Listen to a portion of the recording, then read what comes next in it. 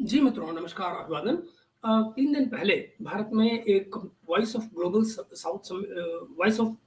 South summit हुई, जिसमें different level पे, फॉरेनर्स लेवल पे, समिट लेवल पे, इंस्टीट्यूशनल लेवल पे, हर तरह से लगभग कुल 123 मुल्कों ने पार्टिसिपेट किया। और ज़ाहिर है उससे पहले इस समिट के जो है वो हमारे कमर चीमा साहब भी बोलते रहे काफ़ी कुछ कि भारत जो है वो क्या कर रहा है, क्या नहीं कर रहा है, ग्लोबल साउथ की लीडरशिप लेने की कोशिश कर रहा है और वो अमेरिका उसको पुश कर रहा है, चाइना लेना नहीं चाहता है, इसलिए चाइना को लीडरशिप, अदरवाइज जाहिर है कि चाइना अपनी बना लेगा दुनिया और वो अलग से ग्लोबल साउथ की मीटिंग बुला लेगा, आधे लोग उधर जाएंगे, आधे लोग उधर जाएंगे और इस तरह की कहानियां वो बना रहे थे, न जाने क्या क्या थी। अब आप सोचो ना, कागज पर लेके बैठ जाइए और लाइनें खींचना शुरू करिए, तो किसी भी रीजन का कुछ भी आप बना सकते हैं, है कि नहीं? मगर इस केस में इन्होंने इस तरह के बड़े सरकासिज्म मारे, बड़ी सारी थ्योरियां निकाली, सब कुछ किया, मगर जब ग्लोबल साउथ समिट खत्म हुई उस दिन और वॉइस ऑफ ग्लोबल साउथ और शाम को जयशंकर जी ने उस पर किया एक प्रेस कॉन्फ्रेंस। उस प्रेस कॉन्फ्रेंस को मुझे ऐसा लगता है और जो सर्कमस्टेंशियल एविडेंस है वो उसको साबित करता है कि चीमा साहब ने पूरी प्रेस कॉन्फ्रेंस देखी ही नहीं।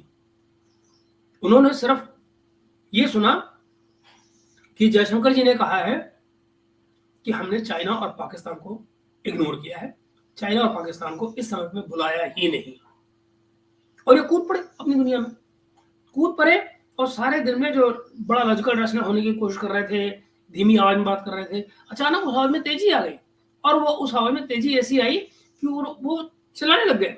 तो मैं आपको दिखाता हूँ वो कैसे चिल्ला रहे हैं और कितना हल्ला मचा रहे हैं। दरअसल हुआ ये कि जयशंकर जी की बात ने जले में डाल दिया नमक, और वो नमक जो है वो अपना असर कर गया।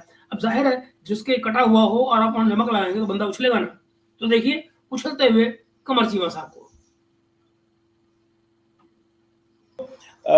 भारत ने डेलिबरेटली पाकिस्तान और चाइना को ग्लोबल साउथ समिट से निकाल दिया है, इनवाइट नहीं किया। पाकिस्तान और चाइना, पाकिस्तान से तो चलो ठीक है, भारत क्या अपनी दुनिया बनाना चाहता है? मिसाल के तौर पे सवाल ये हुआ, डॉक्टर जयशंकर ने प्रेस कॉन्फ्रेंस की, उसमें सवाल किया गया तो उन्होंने कहा जी चाइना को बुलाया ही नहीं गया बिकॉज चाइना को हमने इनवाइट ही नहीं किया।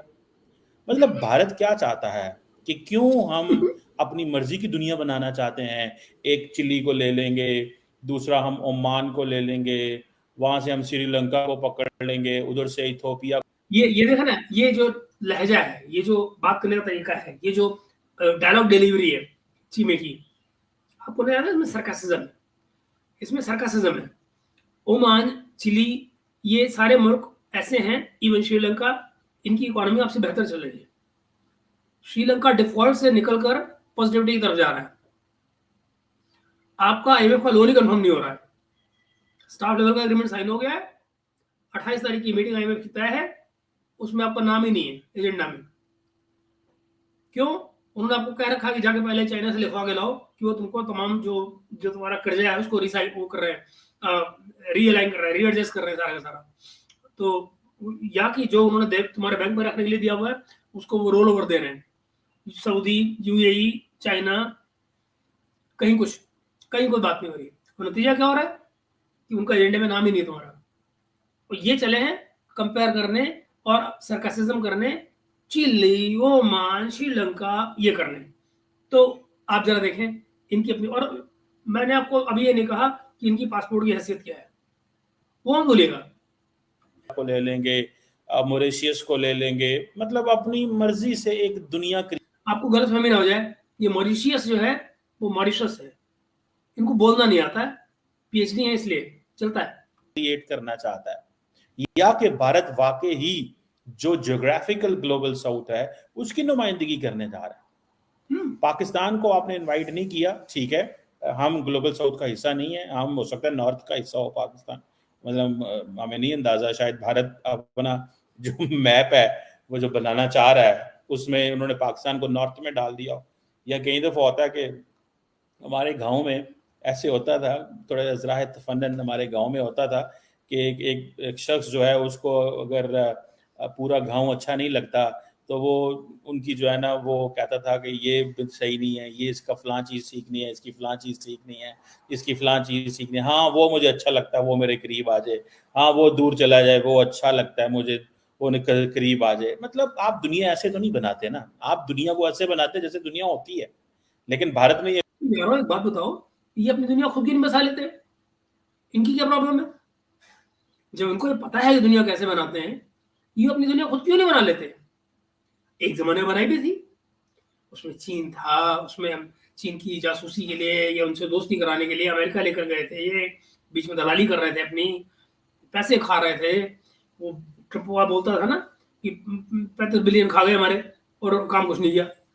तो वो क्या था, फौज मर्सिडीज की तरह से इस्तेमाल करवा रहे थे, उस पर तुर्राज ये मारते हैं कि हमारी इकोनॉमी इंडिया से 90s तक अच्छी थी। ये नहीं बताओ पैसे कहाँ से आ रहे थे, और तुमने अपनी जमीन पे कोई काम तो किया ही नहीं था। खैर वो सब छोड़िए, उससे हमें क्या, तुम्हारा मुल्क कुछ ही करो, खूब कल के जलाते आज जलाओ। मगर आप जरा देखिए, औरों को बता रहे हैं दुनिया कैसे बनाते हैं, ऐसे दुनिया बनाते हैं, ऐसे थोड़ी बनाते हैं जैसे आप बना रहे हो, दुनिया ऐसे बनाते हैं जैसे होती है। तो कैसी होती है ये पता नहीं, कुछ ही मजहब क्या पता है। फैसला कर लिया कि उसने दुनिया वैसी बनानी है जैसे भारत चाहता है दुनिया को। मतलब चिली को लेके, ओमान को लेके, मॉरिशस को लेके, मतलब क्या ये चीज है? या फिर हमें ये पता चले कि क्या भारत ने बहुत सारे मुल्कों को बुलाया था और कौन कौन से मुल्क नहीं आए, ये भी तो पॉसिबिलिटी है। वो ऐसा इसलिए क्योंकि आपने प्रेस कॉन्फ्रेंस देखी नहीं पूरी, आप भाग के आगे व्लॉग करने के लिए। आपने देखा ही नहीं कि जयशंकर जी ने वहां पर एक एक कंट्री के नाम समेत ये बताया कि कितनी कंट्री से फॉरेन मिनिस्टर आए, कितने कंट्री से हेड ऑफ द स्टेट आए, ये सब कुछ मैंने बताया था। अगर आपने सुन लिया होता तो आपको पता होता, पर आपको तो जरूरी थी एक व्लॉग की। है ना कि भाई किस किस मुल्क को बुलाया, किस किस मुल्क को बुलाया, किस किस मुल्क के बारे में की कोशिश की गई, वो मुल्क नहीं आया, या किस किस मुल्क को हमने ऑटोमेटिकली इग्नोर कर दिया। ये चीजें जो हैं, अब वो तो उन्होंने बताया है ना किस किस मुल्क को इग्नोर किया, चाइना और पाकिस्तान को। तो प्रॉब्लम क्या है, क्यों नहीं समझ में आ रही? थोड़ा सा पता चलेगा तो तभी है। अब भारत एक ही चीज बात कर रहा है, भारत बेसिकली ये कह रहा है जी कि जितने भी छोटे मुल्क हैं, ग्लोबल साउथ के मुल्क हैं, ये सारे यूनाइटेड नेशन सिक्योरिटी काउंसिल की रिफॉर्म्स की बात करें और उसके ऊपर नेगोशिएशंस करें। मतलब ये कि मैं आपको इज्जत दूंगा, तुम मुझे ऊपर उठा के सिक्योरिटी काउंसिल का परमानेंट मेंबर बनाओ, मैं ऊपर बात कर चुका हूं, नीचे जो है वो माहौल बनाया जाए। सो ये भारत करना चाह रहा है। जैसे फॉर एग्जांपल ओबामा आता है इंडिया के अंदर, तो वो कहता है, इंडिया की पार्लियामेंट में खिताब करता है जी इंडिया को परमानेंट मेंबर होना चाहिए। बुश आएगा, बुश ने तो खैर नहीं ये कहा था, ओबामा से आई थिंक ये शुरू हुआ था if I am not wrong. Then आ गया जी ट्रंप आ गया जी, देन जी बाइडेन आ गया जी, सब ने कहा जी कि हम रिफॉर्म्स करेंगे, हम ये करेंगे, हम वो करें, हमने ये भारत को ये दे देना। भाई दें, जरूर दें। देखिए भारत एक इंपॉर्टेंट कंट्री है, इसमें तो कोई शक नहीं है, लेकिन ग्लोबल साउथ क्या एक्सपेक्ट करता है? मैंने वैसे फ्रैंकली स्पीकिंग, मैंने जो तस्वीरें देखी डॉक्टर जयशंकर की, डॉक्टर जयशंकर जो थे ही वाज लिटिल टायर्ड, थोड़े वो थे, जैसे कहते हैं ना, या गुस्सा था या टायर्ड थे।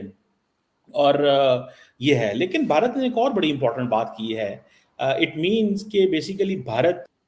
चलो रुकिए, ये बताइए इस बात के क्या मायने हुए? या तो वो टायर्ड थे या गुस्से में थे। कहेगा टायर्ड होना, कहेगा गुस्सा होना। बाय द वे, जो हालत है हिंदुस्तान की, उसमें हमारे फॉरेन मिनिस्टर का टायर्ड होना तो बनता है भाई। He is working over time for the country. उनका पैर जमीन पर लगता है। मैं तो उनको शेड्यूल देखता हूँ तो अक्सर ये सोचता हूँ कि भाई धरती पे जमीन पे कम रहते हैं और आसमान में हवा में ज्यादा रहते हैं, हवाई जहाज के अंदर। मुझे नहीं पता अपने घर में कितनी बार जाते होंगे, कुछ दिन में पता लगा पता नहीं बीवी बचाने की, ये नहीं बचाने की, कौन हो आप, दरवाजे में जाएंगे तो वो कौन।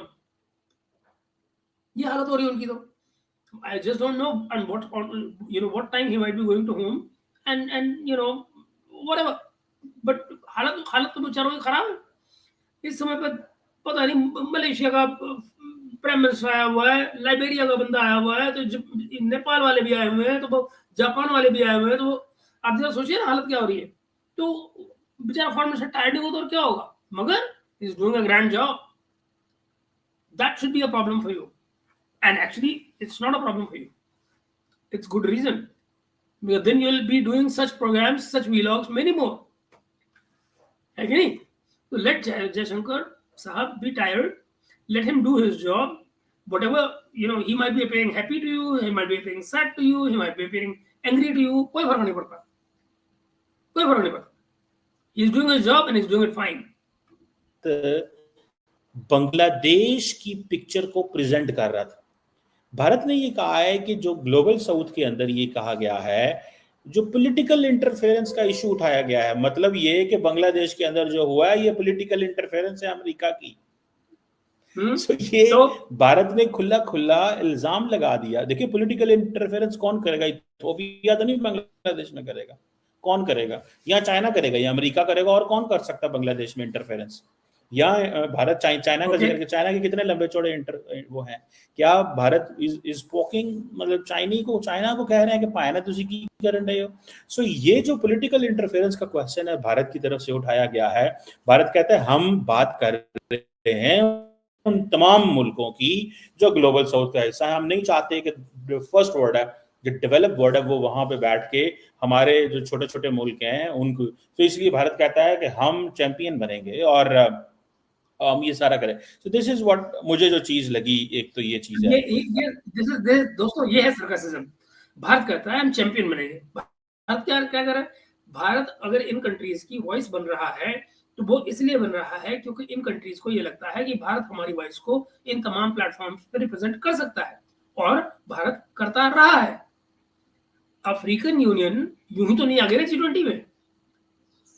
अभी तो आगे देखिए, तो क्या इश्क है चिमा साहब. आगे देखिए होता है क्या. अभी तो आप देखते जाइए क्या क्या होता है. दुनिया भारत के पास आ रही है, भारत कहीं नहीं भाग कर जा रहा है. तो इसको आपको लेकर परेशानी क्यों हो रही है? और अगर हो रही है तो होती रहे. अपनी दुनिया आप खुद भी बना सकते हैं अगर चाहे तो, और अगर हैसियत है तो, औकात है तो बना लो. कौन मना कर रहा है? और दूसरा, एनर्जी सिक्योरिटी. बिल्कुल ठीक है, इंपॉर्टेंट क्वेश्चन है एनर्जी सिक्योरिटी. भारत इस हवाले से आपको पता है सेल्फ सफिशिएंट होना चाहता है. रशिया के करीब जाना इज बेसिकली अ सिंबल कि मैंने अपने आप को सेल्फ सफिशिएंट करना है. और डॉक्टर जयशंकर ने एब्सोल्युटली सही बात की थी, जो उसने कहा था कि मेरे मुल्क के लोगों की जो पर कैपिटा इनकम है $2500 है, तो मैं अफोर्ड नहीं कर सकता, जो है $2000-2500 है, मैं अफोर्ड नहीं कर सकता महंगी तेल और महंगी गैस लेने के लिए. I have to go for cheap oil and gas so that मेरे मुल्क के अंदर इन्फ्लेशन ना हो. बिल्कुल सही फैसला किया. एक बात बताओ चिमा साहब, जब जयशंकर जी सारी बातें ठीक ही कर रहे हैं, जब वो सही बातें करते हैं, हर दूसरे सेंटेंस में आपको बात समझ में आ जाती है, तो भला फिर उनसे आपको प्रॉब्लम क्या है? प्रॉब्लम सिर्फ यही कि पाकिस्तान को नहीं बुलाया. तो पाकिस्तान को बुलाया क्या करे? वहां भी आगे पाकिस्तान या तो कश्मीर करेगा, ये आगे पह दो पे है ना. या आप कहोगे ओ हमारे यहाँ मौसम खराब है, क्लाइमेट खराब हो गया, पह दो. तो बात सारी घूम फिर के कहाँ आती है? पह दो. यही तो है ना.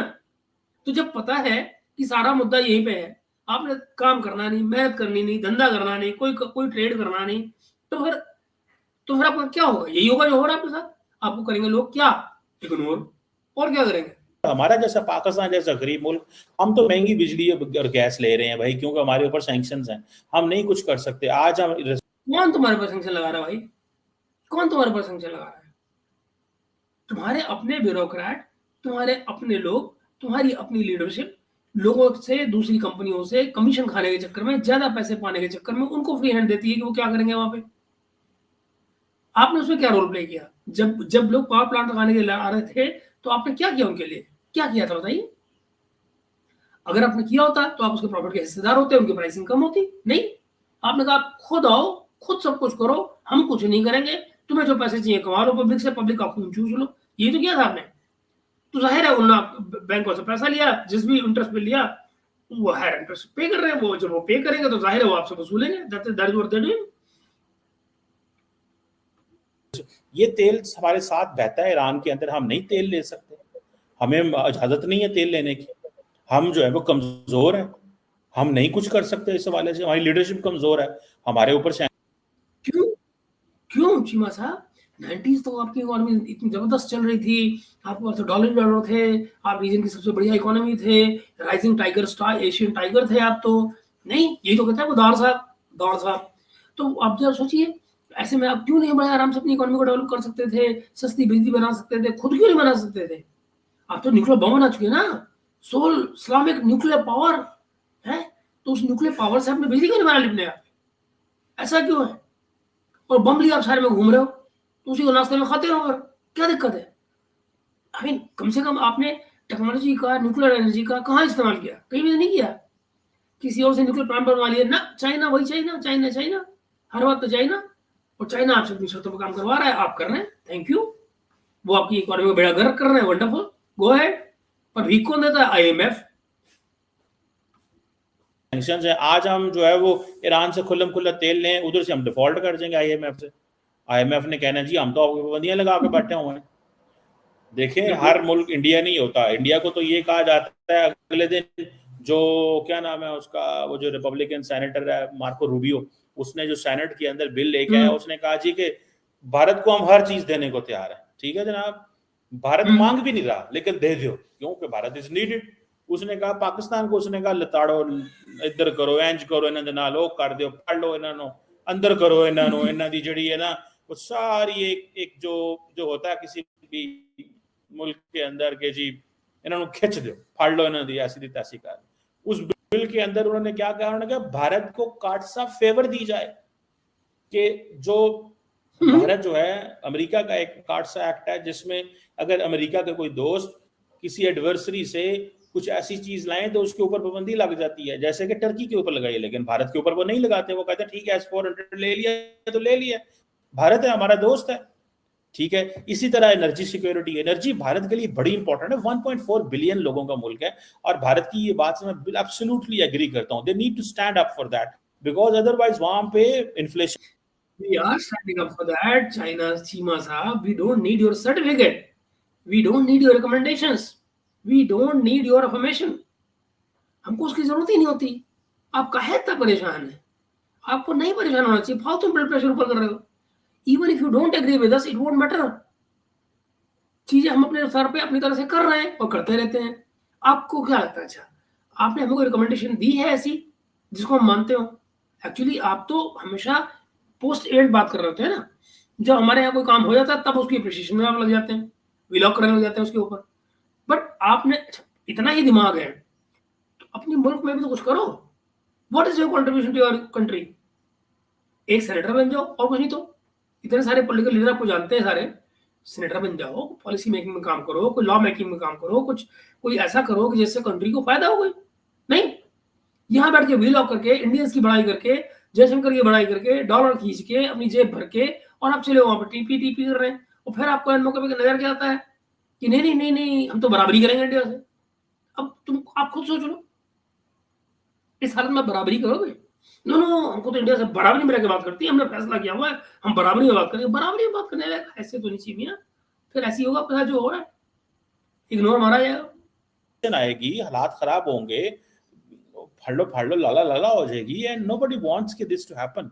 ठीक है जी। सो ये जो चीज है, ये एक मैं समझता हूँ कि एंड देन फिर भारत, आपको पता है, G20 को कहता है कि देखें हमने G20 को ग्लोबल साउथ में लेके, अफ्रीका को तो जानते कोई नहीं था। The first world doesn't want to talk to the now you're talking। First world बात नहीं करना चाहता था अफ्रीका से, अफ्रीकन यूनियन को भारत G20 में लेकर आया, राइट? अब आपको क्या लगता है छोटे छोटे मुल्क, वो चीनी, वो ओमान, वो क्यों नहीं भारत के साथ आएंगे? और क्यों नहीं भारत उनसे एक्सपेक्ट करेगा? क्यों भारत को उनका रिप्रेजेंटेटिव नहीं माना जाना चाहिए? क्योंकि उनकी आवाज को लेकर कौन गया वहां पे? भारत ही गया ना, मोदी जी गए ना। Then what's the problem man? G20, the first world doesn't want to talk to the global south। उनका क्या लेना देना ग्लोबल साउथ से?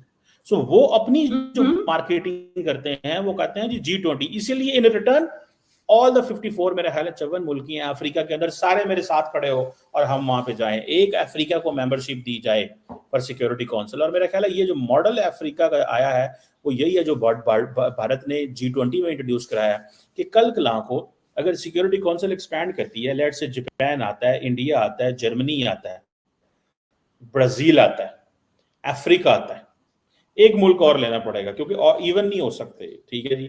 सो मेरा ख्याल है I think there is something even या ऑड होने चाहिए ताकि अगर 3-2 या इस तरह कुछ चीज हो। बहरहाल एनीथिंग कैन हैपन। बहरहाल इंडिया जो G20 को ये कह रहा है कि सर जी 80 ਤੁਹਾਡੇ ਨਾਲ अफ्रीका जो है ना वो हमारी वजह से जिधर जाएगा जाएगा। सो ये चीजें हैं। हाँ, ग्लोबल साउथ में ये बात जो भारत सही कर रहा है, इसमें पाकिस्तान भी मुतासर है, तो इसलिए भारत को पाकिस्तान को भी बुलाना चाहिए। डेट बर्डन की भारत बात करता है ग्लोबल साउथ की समझ में, तो हम ये तो कहते हैं कि ये बात हो गया जुगाड़। असली है जुगाड़ ये कि इसलिए क्लाइमेट से तो भारत पाकिस्तान में मुतासर है, इसलिए पाकिस्तान को बुलाना चाहिए भारत को। अब भारत को क्या करना चाहिए, भारत तय करेगा ना अल्लाह। और दूसरी बात ये कि पाकिस्तान को भारत क्यों बुलाए, कल का मरता पाकिस्तान आज मरे, क्या जरूरत है हम एक ऐसा मुल्क को बुलाने की जो जरा से प्रॉस्पर करेगा और पलट के हमको काटने आएगा। नहीं, हमारे का दिमाग खराब हो गया है। हम क्यों अपने दुश्मन को बढ़ाएं भाई, और कौन बढ़ाता है अपने दुश्मन को? अगर उससे दुश्मन का नुकसान होता है, so be it, thank you very much. Why will we do that, tell me, have a reason. ए भाई, पाकिस्तान को ले आए भारत, क्यों ले आए भाई? तुम्हारी जरूरत होगी, अपनी जरूरतों के लिए खुद लड़ो। साथ ज्यादतियां हो रही हैं, हमारे साथ जो जितना कर्जा चढ़ा इसमें हमारे लीडरशिप की भी ज्यादती है, तो लीडरशिप ने अन्य कर्जा ले लिया हुआ। सो ये जो डेट बर्डन है दैट नीड्स टू, मतलब इसको रैशनलाइज किया जाना चाहिए किसी ना किसी वजह पे, कि हम at least at the end of the day हम कुछ ऐसा कर सकें वेयर जहां पे हमें ये तो अंदाजा हो भैया कि ये जो है कि हमने जितना कर्जा ले लिया हुआ है, अब उस कर्जे को रैशनलाइज करना पड़ेगा, अदरवाइज अवाम जो। एक बात बताओ, कर्जा आपने लिया है, अपनी जरूरत के मुताबिक लिया है, जिनसे लिया है वो भी आपने चूज किया है, और अब आप ये चाहते हैं कि बाकी की दुनिया आपके लिए खड़ी हो और आपके उन कर्जों को रैशनलाइज कराए जो दरअसल आपने लिए हैं, अपने रीजन से लिए हैं, उनसे लिए हैं जिनसे आप चाहते थे, मगर जिम्मेदार दुनिया है। यानी आपकी प्रॉब्लम जो है वो दुनिया की प्रॉब्लम बन जाए। क्यों बन जाए, ये भी समझाइए। दुनिया को आपसे पाने के लिए क्या है, आखिर होना तो गिव एंड टेक ही है ना। तो गिव एंड टेक में ये तो बताएं कि आप दुनिया को क्या दे सकते हैं, बड़े टेररिज्म के अलावा, टेररिस्ट पैदा करने के अलावा आप क्या पैदा करते हैं जिनको दुनिया इस्तेमाल कर सकती हो? That is the question, that is what you have to think. ये क्या बात थी है वो पिस रही है। हमने अब देखें, जैसे IMF पाकिस्तान को कहता है चाइना से कहो कि 5 साल कर्जा रोल ओवर करे, यूएई को करो, सऊदी अरब को करो, सारे मुल्क कर भी देते हैं। हमारी 5 सालों में हालत नहीं बदलती, हमारे ऊपर तो कर्जे चढ़ गए हैं। सो भारत जो बात कर रहा है डेट बर्डन की, ये एब्सोल्युटली राइट है। इसलिए क्लाइमेट चेंज की भी बात कर रहे हैं, तो these are the issues where Pakistan is getting. अच्छा, वो क्या कह रहे हैं, वो क्या कह रहे हैं, अगर रैशनलाइज कर भी देंगे तो उससे क्या होगा, 5 साल में हमारी हालत सुधरनी नहीं, तो फिर 5 साल बाद हमको फिर पैसे देने पड़ेंगे, तो 5 साल बाद हम पैसे कहां से दे देंगे? इसलिए रैशनलाइज करो। और बेसिकली इसके इनके कहने का जो सीधा से मतलब क्या है, राइट ऑफ कर दो। रैशनलाइजेशन का मतलब है कि हमको पैसे देने ना पड़े। आप ये आपने हमको पैसे दे दिए, हमने पैसे खा लिए, अब आप उसको भूल जाओ। This is what is saying. Because और इस रैशनलाइजेशन में क्या मतलब है कि भाई 5 साल के लिए अगर उन्होंने कर दिया तो 5 साल बाद हमारी इकोनॉमी सुधरनी नहीं, हमारी चूंकि इकोनॉमी नहीं सुधरेगी तो हम 5 साल बाद भी देने के लायक नहीं होंगे, हम 5 साल भी देने के लायक नहीं होंगे, तो फिर प्रॉब्लम वही खड़ी रहेगी और उसमें लोग इंटरेस्ट लगा देंगे। तो फिर क्या करें? तो फिर इसलिए भारत जो बात कह रहा है रैशनलाइजेशन की और कर्जों की, वो ठीक कह रहा है। तो इनका मतलब क्या है, दूसरा ऑप्शन क्या बचता है? दूसरा ऑप्शन ये बचता है भैया राइट ऑफ ही कर दो, भूल जाओ कि आपने हमको दिया था, तो ये ले भी ले, खा भी ले और भूल भी जाओ लोग। जो है ना इन्फ्लुएंस हो रहे हैं, हम भी तो इम्पैक्ट कर रहे हैं। तो ये जो चीज है कि पाकिस्तान उकाड़ दो, मेरा नहीं ख्याल दिस इज समथिंग, ये चीजें हैं भारत। और साथ में आपको पता है फिर मोदी साहब जब भी इंडिया बात करता है वो ये तो जरूर कहता है कि हमने ह्यूमैनिटेरियन असिस्टेंस दी कॉन्फ्लिक्ट एरियाज में, गजा एंड यूक्रेन की वो जिक्र करते हैं। बल्कि एक बड़ी इंटरेस्टिंग चीज है जो डॉक्टर जयशंकर ने बताई है, और जो डॉक्टर जयशंकर ने जो इंटरेस्टिंग चीज बताई है वो ये है, उन्होंने कहा है कि जो इम्पोर्टेंट चीज है कि there was more conversation on Gaza, और Gaza was highlighted more than Ukraine. So basically Jaishankar America को कह रहे हैं कि ग्लोबल साउथ में मसला तुम्हारा नहीं है जो तुम लोग जो यूरोपियन ममालिक और अमेरिकन का है, ये हमारा मसले और हैं। ये उनकी बात मैं एब्सोल्युटली एग्री करता हूँ। तो यूरोप जो मेरा ख्याल है डॉक्टर जयशंकर ने एक आई थिंक पॉलिश या आप नोटिस करना है कुछ, अब तक सारी की सारी बातें जो हो रही हैं ये हर बात में जयशंकर के साथ एग्री भी करना है और फिर कह क्या रहे हमें क्यों रहा है। आप जरा सोचिए इसका मतलब क्या होता है। इसका मतलब यही है कि जो आप सबके लिए कर रहे हो वो हमारे लिए भी करो, जबकि ये हमारे साथ क्या करिए बैठे हैं, उसकी जिम्मेदारी लेने के लिए कोई तैयार नहीं, उस पर कोई बात नहीं करेगा। That is where the problem is. किसी टेलीविजन को बात उन्होंने की थी और उसमें उन्होंने कहा था कि Europe has to come out of this mindset कि जो आपके मसले हैं वो हमारे भी मसले हैं और जो हमारे मसले हैं वो आपके मसले नहीं है। ये बात आई एग्री में, and no global south leader can ever talk on this, frankly speaking. किसी ग्लोबल साउथ के लीडर ने इसके ऊपर बात नहीं की। इसके ऊपर सारी की सारी जो बात है वो उन्होंने ही की है, इंडिया ने ही की है। सो अब मित्रों बताओ, अगर ग्लोबल साउथ के लोग को लेकर सारी की सारी बात इंडिया ने ही की है, तो ग्लोबल साउथ की वॉइस कौन हुआ?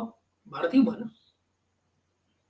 तो फिर प्रॉब्लम कहाँ आती है लोगों को? मतलब आप जरा सोचिए तो सही, ये एग्री करते हैं कि भारत रिप्रेजेंट कर रहा है, भारत आवाज बन रहा है, और कोई मुल्क ये बात कर ही नहीं सकता ग्लोबल साउथ से, और ये अकेली आवाज जो है भारत की है जो पूरे ग्लोबल साउथ को रिप्रेजेंट करती है। फिर भी प्रॉब्लम है कि अरे आप चौधरी बनेंगे आके, आप खत्ते में अपनी हेजमनी फैलाएंगे।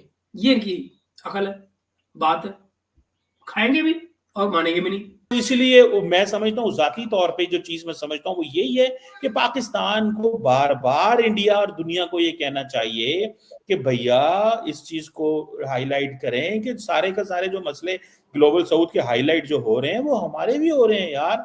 वो हमें भी तो जो मसले हैं उसको भी तो हाईलाइट करें साथ, और हमें we should be part of that.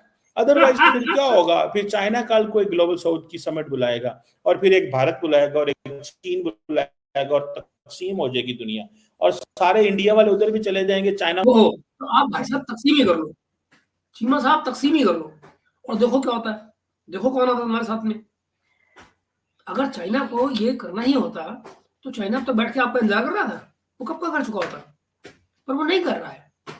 उसका सीधा मतलब ये है कि वो इस खेल में नहीं पढ़ना चाहता, वो जो पॉलिटिक्स है उसमें वो नहीं आना चाहता, वो सिर्फ अपनी इकोनॉमी पे फोकस कर रहा है, उसी पे बात कर रहा है। यूरोप में गया था, यूरोप गया था तो क्या उसने एग्री किया कि वो रशिया यूक्रेन पे बात करेगा? उसने क्या दिया कि मैं रशिया यूक्रेन की लड़ाई के झंझट में पड़ता ही नहीं, मुझसे ये बात करो, मुझसे क्या चाहते हो और मुझे क्या दे सकते हो, बात खत्म। बायलैटरल रिलेशंस, 3 कंट्रीज का उसने दौरा किया, आप जानते हैं, सर्बिया, फ्रांस और हंगरी। आप देखिए कहीं उसने बात की? कुछ भी नहीं। तो फिर this is how it works. अगर चाइना को नहीं करना है और कोई और है जो ये कर रहा है, तो बजाय अप्रिशिएट करने के और आप डर क्या दिखा रहे हैं चाइना का, तो यार आप जाओ ना, आप चाइना से करवा लो, देख लो चाइना करते तो वाले उधर भी चले जाएंगे और कोई गल समझ नहीं आनी। So I think this is where we have to understand and we have to realize कि नहीं, ऐसे नहीं हो सकता कि ये जो नरेंद्र मोदी साहब ने जो वहां पे बात की है कल, जो एक जो कि 2/3 जो ह्यूमैनिटी है उसकी हमें कैपेबिलिटीज को देखना चाहिए, उसके वुमेन लेड एम्पावरमेंट की, डेवलपमेंट की डॉक्टर प्राइम मिनिस्टर मोदी ने बात की है, इंक्लूसिव ग्रोथ की बात की है, डिजिटल एंड एनर्जी कनेक्टिविटी की बिल्कुल सही की है। देखिए इंडिया तो बहुत सारी चीजें अफ्रीका को और छोटे छोटे मुल्कों को दे रहा है और लगा हुआ है बायलैटरली, जैसे इंडियन ओशन में वो मॉरिशस के साथ लगे हुए हैं, माडागास्कर के साथ लगे हुए हैं, बिकॉज उनको पता है कि इस खित्ते में we have to have an influence. देखिए इंडिया को ये एक एडवांटेज है कि that India is aspiring to be a great power, and for that matter they have a competitor next door China, and for this they have and उनके अंदर एक अर्ज है, ठीक है जी, वो एक अर्ज है उनके अंदर। और मैं समझता हूँ ये बड़ी इंपॉर्टेंट चीज है कि जब तक आपके अंदर वो अर्ज ना हो, आप वो सारी चीजें ना कर रहे हो, तो हाउ कम आप ये चीजें आगे लेके जा सकते हैं। सो ये जो जिसे कहते हैं ना, तमाम ग्लोबल साउथ के लोगों को जो इंडिया अब कह रहा है आगे से हेल्थ सिक्योरिटी की बात कर रहे हैं, फ्रेंडशिप फॉर सिक्योरिटी, देखें आपके घर में जब आप लोगों को बुलाते हैं तभी आते हैं अगर आपके पास कुछ हो। हर बंदा यार चीमा साहब, अर्ज है आपसे, अंग्रेजी वाला नहीं जिसकी आप बात कर रहे हैं, उर्दू वाला, अर्ज है आपसे कि आप अपने अंदर बेहतर क्यों नहीं करते फिर, ताकि लोग आपकी तरफ आए। आप अपने बेहतरी क्यों नहीं करते, अपने अंदर क्यों नहीं झांकते? आप झांक कर रहे चाइना में, इंडिया में झांक रहे, अंदर में झांकिए, चीजें बेहतर कर लीजिए और फिर देखिए कौन आता है कौन नहीं आता। 90s में थे तो सही आप हमसे बेहतर, क्या कर लिया आपने? तो आपका गेस्ट नहीं बन सकता ना, सो इंडिया को पता है कि हम लोगों को गेस्ट तब बनाएंगे। बेसिकली इंडिया ये जो ग्लोबल साउथ की समिट वर्चुअल करके बेसिकली लोगों को आदत डालना चाह रहा है। Then there will come a time, आज से 1-2-3 सालों के अंदर। देखिए अब ये कहानी सुनिए, ये नैरेटिव होता है, ये कहानियां एवं जबरदस्ती जगह भरने वाली है ना। भारत इंडिया को आदत डाल रहा है, चलो पहले वर्चुअल खेलते हैं, फिर रियल खेलेंगे। पहले वर्चुअल मैं क्या करूं, मतलब पहले वर्चुअल पे करेंगे, फिर मिलके करेंगे, फिजिकली बैठ के करेंगे। अब कौन सी दुनिया से आ रहे हैं खुदा जाने, मैं समझ नहीं आती क्या करेंगे। देन इंडिया जो है वो इसकी फिजिकल इनवाइट करेगा और फिर वो एक बड़े पैमाने पे होगी और उसमें हो सकता है 40-50 लीडर आए दुनिया के और वो इंडिया के अंदर आएंगे। उसमें 40-50 लीडर आए, इसको ये नहीं पता कि 123 तो अभी आ गए, क्या बात करें। और वो सहारा होगा, ये इंडिया ये करने वाला है। ये बेसिकली मोमेंटम, जिस तरह कह रहे हैं ना वो जैवलिन थ्रो फेंकने के लिए जो रन क्या होता है, दौड़ लगाने के लिए जो होता है जी, बना रहा हूँ मैं मोमेंटम बिल्ड कर रहा हूँ। तो जयशंकर साहब जो है ना मोमेंटम बिल्ड करा रहे हैं। सो के जी अब ये डेट हो, क्लाइमेट चेंज का मसला हो जी, जो है वो, उसके बाद बाकी जो जियोपॉलिटिकल चैलेंजेस हों, ये तो सारे पाकिस्तान भी से इम्प्रेसिव है। लेकिन अब जरा देखिए, मतलब पाकिस्तान किस चीज से इम्प्रेसिव है, जो भी मतलब होता है इसका, मतलब उनका मतलब है इम्पैक्टेड है, इम्प्रेसिव नहीं है, उनका मतलब इम्पैक्टेड है। खैर तो पाकिस्तान सबसे इम्पैक्टेड या इम्प्रेसिव है, जो भी आप समझना चाहते हैं, मतलब जैसे भी समझना चाहे समझ जाए। तो भाई ये तो बताएं कि उस सब में भारत का क्या लेना देना, दुनिया का क्या लेना देना, कि आप किसी से इम्पैक्टेड है। अपनी आवाज को अगर आपको लोगों तक पहुंचाना है तो आपको उस काबिल बनना होगा जिसमें लोग आपकी आवाज सुने, है कि नहीं। ना आपने काम करना ना धाम करना, हर बात के लिए आप मुफ्त में पैसे मांगते हैं लोगों से, आप कहते हैं कि हमारा जो कर्जा उसको राइट ऑफ कर दिया जाए, ऐसे कोई बात बनती है क्या। इंडिया ने अमेरिका को बेसिकली थोड़ा सा टफ टाइम दिया है इसमें, और उन्होंने कहा यार ये इंटरफेरेंस बंद करें, आपकी इंटरफेरेंस बहुत हो रही है, ये interference is not something which is good, और we will not appreciate America's interference in the region. ये आप समझ रहे हैं, आप देख लीजिए चीमा साहब को जैसे ही मोदी जी ने इस फैसले किए थे, तुरंत बताया था फोन करके कि this is what I say, this is what I feel, this is how do it. ये मोदी जी ने उनको फोन करके कहा था कि चीमा साहब, this is how I feel, this is what I say, this is what I believe, this is what I will do, है ना। This is how it is, this is how it is. Cheema साहब कुछ नहीं होता आपसे, रहने दो, हिंदुस्तान कोई नहीं आपकी बात सुनता, और हिंदुस्तान उस चीजों से बिल्कुल अलग करता है जो आप कह रहे हैं, और आप पोस्ट इवेंट बात कर रहे होते हैं। आपकी बात में ना तो कोई एनालिसिस होता है ना कोई प्रेडिक्शन, जो आप कहते हैं उस प्रेडिक्शन को जो भरोसा क्या अमेरिका ये इंटरफेरेंस बंद करेगा? अमेरिका तो कभी भी नहीं बंद करेगा। देखिए उसके पास tools, they have so many tools at that time, उनके पास इतने बड़े-बड़े टूल्स हैं। Which time, sir? Which time? Which time? They have so many tools at that time. Which time? Cheema साहब, आप दरअसल न इधर के हैं ना उधर के, आप बीच में ऐवे बम्बूछड़ कर रहे हो फालतू का। आप जरा सोचो तो सही, ये जो अमेरिका है वो अपनी पॉलिसी खेल रहा है, हमको पता है कि वो हमारे आसपास में क्या खेल रहा है। हमको तो 1.5 साल से पता था कि हसीना के साथ क्या होने जा रहा है, हम वार्न भी कर रहे थे, उनको बता भी रहे थे, ठीक है ना। और ये बात हसीना जानती हैं, आपको तो सब कुछ होने के बाद पता लगता है ना, ओहो दोस्तों ये हो गया, है ना। मगर मेरे दोस्त समझो इस बात को, ये हमको 1.5 साल से पता है क्या होने जा रहा है वहां पे। आपका मिलिट्री चीफ जब लग रहा था, हम तब भी उनको बता रहे थे कि भाई आप गलत कर रहे हो, मत करो, गले पड़ जाएगा, नहीं समझ में। बेहतरी क्या हुई, बेहतर ये हुई कि जो काम 76 में नहीं कर पाए, 75 में शेख मुजीब को बचाने का, वो हमने इस बार कर दिया। We acted tough, we acted timely and we saved her. वरना तुम्हारे जमातियों ने तो मार दिया होता उनको, उसको गद्दाफी होना दिया होता उन्होंने। तो इंडिया अमेरिका को क्या कह रहा है वो इंडिया को पता है, वो हम कर लेंगे। आप जरा देखिए अपने नीचे कमेंट्स में, कहीं कोई पाकिस्तानी आपकी बात सुन रहा है, कोई पाकिस्तानी आपकी बात कुछ कह रहा है, कोई नहीं कह रहा। Nobody bothers you, nobody watches you. हमारे यहाँ भी लोग आपको क्यों देखते हैं, अकल नहीं है, वो क्या, वो आपको एंटरटेनमेंट के लिए देखते हैं। हमारे यहाँ की मेजोरिटी को लगता है अब एंटरटेनमेंट की चीज है। उनके पास इतनी ज्यादा they have financial means, they have institutional power, they have military might. Obviously they can't use military might all the time, but obviously having the financial tools, institutional tools, and then having so many global friends, creating an opinion globally, it's a matter of fact कि वो immediately कर सकते हैं। बाकी मुल्कों के लिए वो, क्योंकि America is known for this ना, वो इन चीजों के लिए जाना जाता है। सो वो चीमा साहब, अमेरिका भागने के लिए भी जाना जाता है। जिन चीजों के लिए वो जाना जाता है उन्हीं चीजों से वो भागने के लिए भी जाना जाता है। So it is up to the P concern countries कि वो कैसे रिएक्ट करते हैं, कैसे रिसीव करते हैं। दुनिया बदल रही है, उसकी सोच बदल रही है। तो ये जो टूल्स है ना जो अमेरिका के पास थे, वो अब बदलती हुई दुनिया में वो काम नहीं आ रहे हैं, इसीलिए डिऑर्गेनाइजेशन हो रहा है। आपको पता ही है उस चीज का। खैर, अब क्या ये क्वेश्चन है कि does the world expect, does the global south expect from India, and what do they expect? क्या इंडिया जो है दुनिया को कर्जे कम करवाने में किरदार अदा कर सकता है? क्या इंडिया जो है वो हेल्प कर सकता है कि जो डेवलपिंग वर्ल्ड के अंदर पॉलिटिकल इंटरफेरेंस हो रही है उसको बंद कराया जा सके? क्या इंडिया ये कर सकता है? ये सवाल तो है ना। क्या जैसे डेट बर्डन है, एनर्जी सिक्योरिटी में क्या कर सकता है? देखिए ये वो ऐसी चीजें हैं। सो मेरा ख्याल है कि ये इंडिया हैज, देखिए that's a diplomacy, it's a diplomacy. Global south के इट इज डिप्लोमेसी होता है, it's not, it's a diplomacy. क्या करते हो चीमा साहब? और दूसरी बात ये कि भारत के ऊपर तुम सवाल तो छोड़ दो, क्या भारत करा सकता है, क्या भारत वो करा सकता है?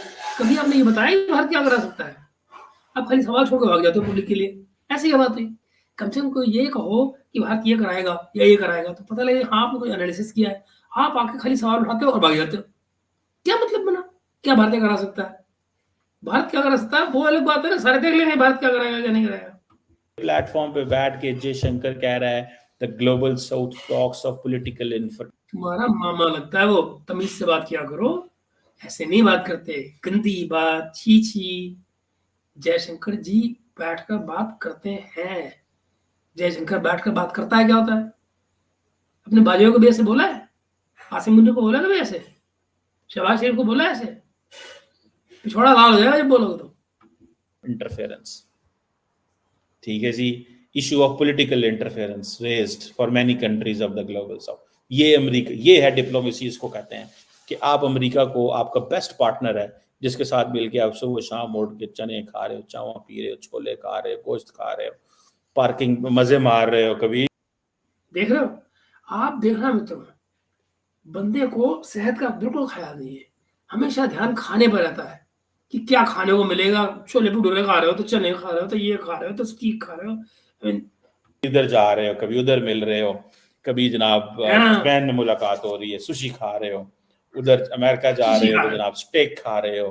बल्कि नरेंद्र मोदी साहब के लिए तो सुना है कि जब मोदी साहब वहां पिछले साल गए थे 2023 में के 22 में आए थे, अब तो मुझे भूलता जा रहा है, पिछले साल 23 में जब गए थे तो कैलिफोर्निया से कोक आए थे उनके।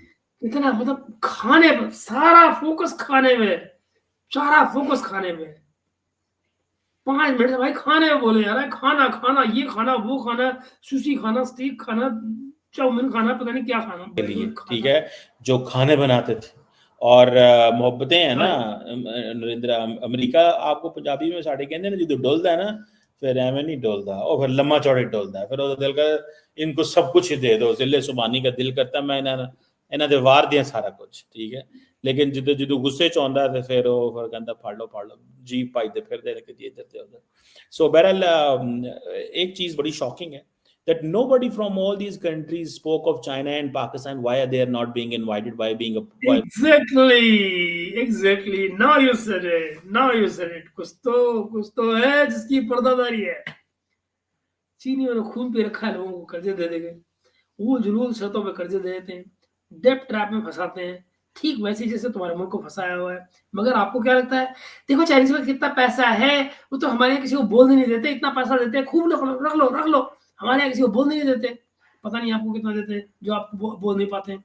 लेकिन अब आपको क्या लग रहा है, किसी ने बोला क्यों नहीं कि चाइना और पाकिस्तान को नहीं बुलाया? इसलिए आप समझिए ना इस बात को। आपकी हैसियत नहीं, औकात नहीं, कोई काम का नहीं। चाइना, उनको पता है पहले ही हमारे खून पे रखा है उसने, इसलिए नहीं बुलाया, सिंपल। पर आपको समझ नहीं आ रहा क्योंकि सेल्फ इंटरेस्ट की पट्टी बंधी हुई है आपके आगे। भाई ठीक है, जो खित्ते के ममालिक हैं, बांग्लादेश, ये वो श्रीलंका, ये तो चलो हो गए, इनको तो चलो मुझे समझ आती है कि ये वो करेंगे आपको, ये नहीं बोलेंगे इंडिया के आगे। बाकी जो मुल्क हैं, ओमान क्यों नहीं बोलता?